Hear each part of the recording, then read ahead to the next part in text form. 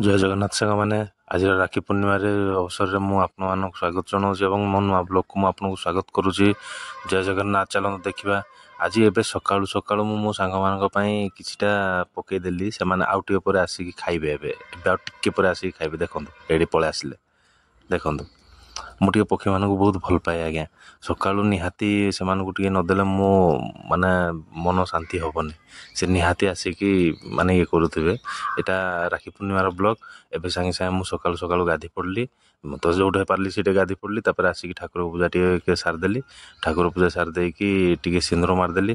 ବିନା ସିନ୍ଦୁର ତିଳକରେ ଆଜ୍ଞା ମୁଁ ଘରୁ ବାହାରେ ନାହିଁ। ମୁଁ ସାଙ୍ଗେ ସାଙ୍ଗେ ଟିକେ ମୁଣ୍ଡରେ ସିନ୍ଦୁର ତିଳକ ମାରିଦେଲି।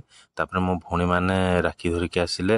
ରାକ୍ଷୀ ଧରିକି ଆସିକି ମିଠା ଦେଲେ ଯେଉଁଟାକି ଟିକେ ମୁଁ ଖାଇବି, ବେଶୀ ଖାଇବିନି ମୁଁ। ତାପରେ ମୋ ଭଉଣୀମାନେ ରାକ୍ଷୀ ବାନ୍ଧିଲେ। ରାକ୍ଷୀ ଏବେ ସମସ୍ତେ ଗୋଟେ ଗୋଟେ କିଏ ଆସୁଛନ୍ତି ସମସ୍ତେ ରାକ୍ଷୀ ବାନ୍ଧିବା ପାଇଁ। ତାପରେ ଏବେ ମୋର ଦାଦୁଲ ଗାଦୁଲ, ଏମାନଙ୍କର ନିକ୍ ନେମ୍ ହେଲା ଦାଦୁଲ ଗାଦୁଲ। ଦେଖନ୍ତୁ, ସେମାନେ ବି ନିଜେ ରାକ୍ଷୀ ପିନ୍ଧାବନ୍ଧି ହେଲେ, କିନ୍ତୁ ଏବେ ଆଉ ଟିକେ ପରେ ପୁଣି ମାଡ଼ ହେବେ।